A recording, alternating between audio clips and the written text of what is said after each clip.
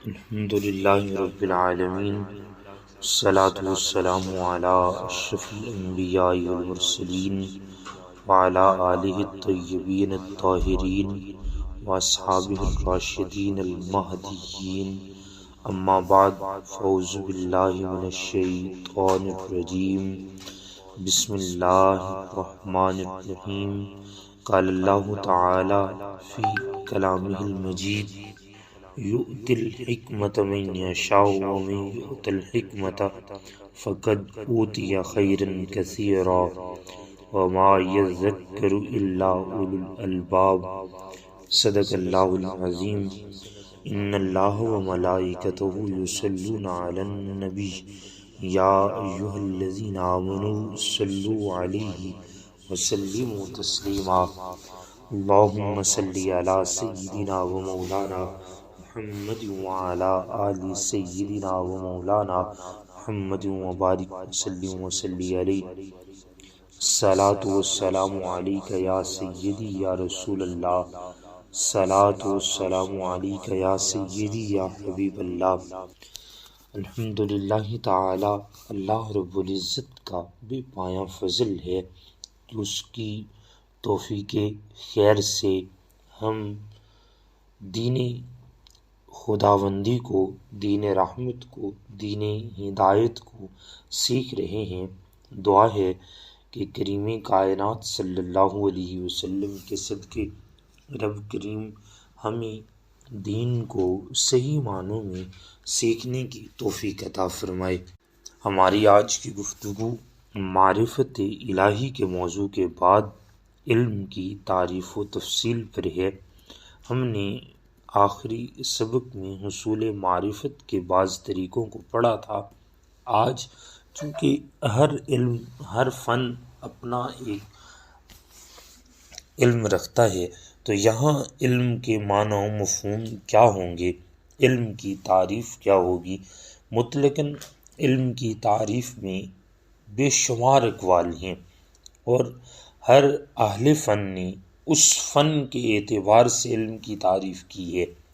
یعنی اگر عقیدے کا فن ہے تو اہل فن عقیدہ نے عقیدہ کے اعتبار سے علم کی تعریف کی، اگر تفسیر کا فن تھا تو مفسرین نے علم کی اپنے اعتبار سے تعریف کی۔ اسی طرح جب علم العقیدہ والوں کی بات آئی تو انہوں نے اپنے اعتبار سے علم کی تعریف کی۔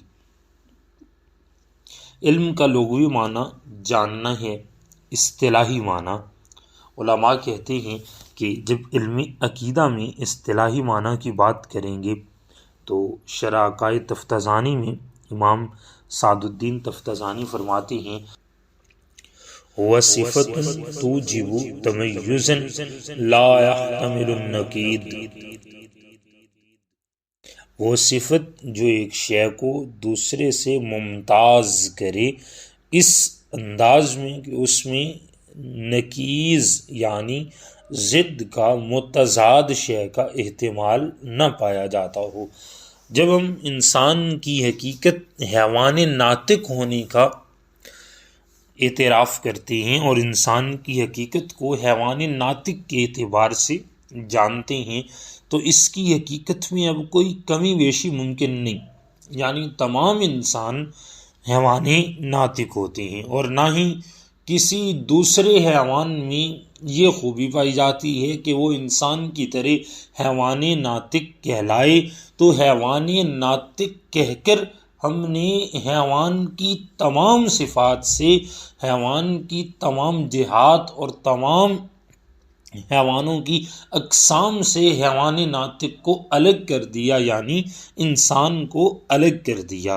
اسی طرح جب ہمیں یہ معلوم ہو کہ جہان یعنی یہ کائنات حادث ہے، فانی ہے، فنا ہونے والی ہے، یہ پہلے موجود نہ تھی، اس کو بعد میں تخلیق کیا گیا، تو اب یہ احتمال ختم ہو گیا، یہ گمان، یہ تصور ختم ہو گیا کہ جہان قدیم بھی ہو سکتا ہے۔ قدیم وہ ہوتا ہے جو ہمیشہ سے ہو، اور حادث وہ ہوتا ہے جو تخلیق کیا گیا ہو اور فنا پانے والا ہو۔ قدیم کو فنا نہیں ہوتی، قدیم شروع سے یعنی ازل سے اب تک ہمیشہ سے ہے اور ہمیشہ رہے گا، جبکہ جہان یعنی یہ کائنات یہ تو حادث ہے، یہ بنائی گئی اور ختم ہونے والی ہے۔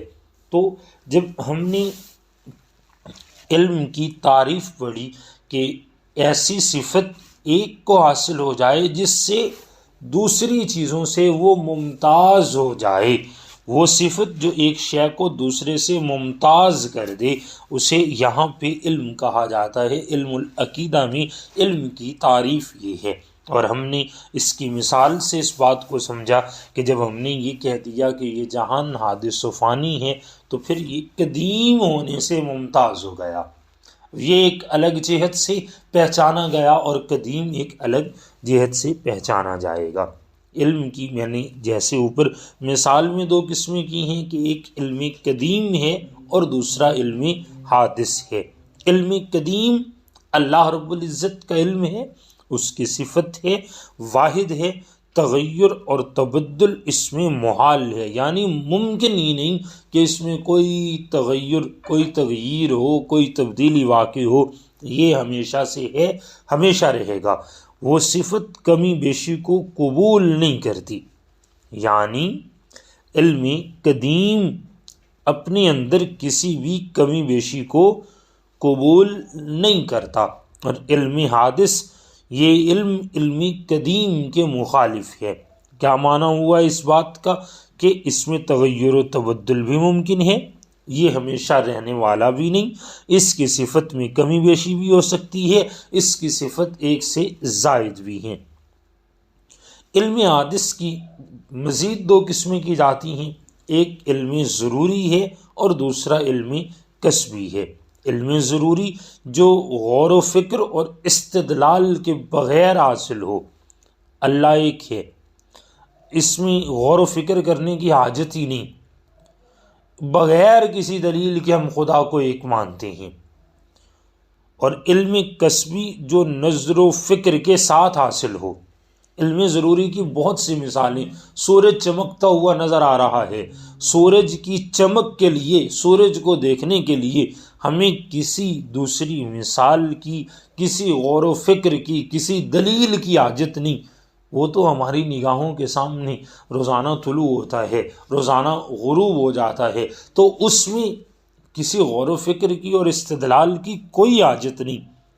اور علم کسبی وہ ہے جو نظر و فکر کے ساتھ حاصل ہو، یعنی جس میں بحث کرنا پڑے، جس میں دلیل لانا پڑے، غور و فکر کرنا پڑے، اسے علم کسبی کہا جاتا ہے۔ علم کسبی کی پھر مزید دو قسمیں ہیں، ایک عقلی ہے، ایک شرعی ہے۔ عقلی جس کے لیے شرع کی حاجت نہ ہو، یعنی جو شرع کے بغیر حاصل ہو جائے، جیسے حدوث عالم کا علم، کہ کائنات کے فنا ہو جانے کا علم۔ ہمارے سامنے روزانہ ہزاروں لوگوں کی موت ہو رہی ہوتی ہے اور ہم روزانہ لوگوں کو لحد میں اتار رہے ہوتے ہیں، تو اس کے لیے کسی شرعی امر کی حاجت نہیں، کسی شرعی دلیل کی حاجت نہیں، یہ عقلی ہے جو شرع کے بغیر ہمیں حاصل ہو رہا ہے۔ دوسرا علم شرعی علم ہے جو کتاب اللہ، سنت، اجماع اور قیاس سے حاصل ہوتا ہے۔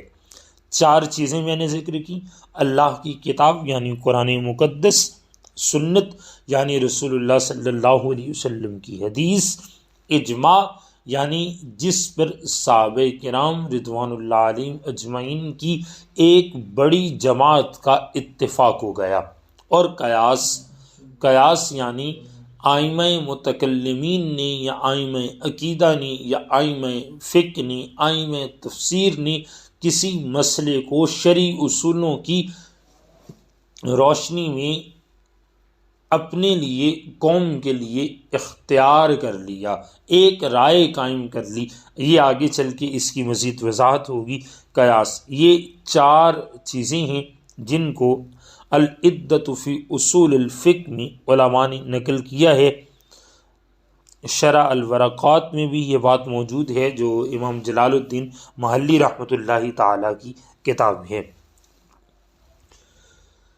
اب تک ہم نے چند بنیادی چیزیں پڑھی، علم کی تعریف کی کہ وہ صفت توجب تمیزا لا يحتمل النقید، وہ صفت جو ایک شے کو دوسرے سے ممتاز کرتی ہے اس طرح کہ اس میں کسی متضاد شے کا احتمال باقی نہ رہے۔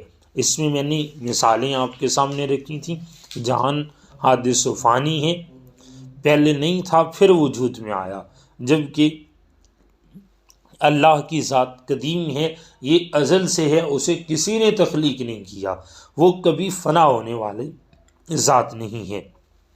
پھر ہم نے علم کی بنیادی دو قسمیں کی، علم قدیم، علم حادث۔ علم قدیم اللہ کا علم ہے، اس کی صفات تھیں، اس کی صفت ہے، واحد ہے، علم قدیم اللہ کی صفت ہے اور یہ واحد ہے، کوئی تغیر نہیں، کوئی تبدل نہیں، ممکن ہی نہیں اس میں تغیر و تبدل کا ہونا، ہمیشہ سے ہے، ہمیشہ رہے گا، وہ صفت کمی بیشی کو قبول نہیں کرتی۔ علم حادث اس کا متضاد ہے۔ پھر علم حادث کی ہم نے دو قسمیں کی، علم ضروری اور علم کسبی۔ علم ضروری جو غور و فکر اور استدلال کے بغیر حاصل ہو، سورج کا طلوع ہونا، سورج کا روشنی کی شعاعوں کو خارج کرنا، یہ علم ضروری ہے، ہمارے سامنے بغیر فکر و نظر کے، بغیر غور کے، بغیر دلیل کے یہ ہمیں حاصل ہو رہا ہے۔ علم کسبی جو نظر و فکر کے ساتھ حاصل ہوتا ہے۔ اب مزید اس کی پھر دو قسمیں ہیں، ایک عقلی ہے، ایک شرعی ہے۔ عقلی جس کے لیے شرع کی ضرورت نہ پڑے، یعنی جو شرع کے بغیر حاصل ہو جائے، جیسے حدوث عالم کا علم۔ شرعی جو کتاب اللہ، سنت، اجماع اور قیاس سے حاصل ہوتا ہے۔ تو یہاں تک آج کی ہم اپنی گفتگو ختم کرتے ہیں۔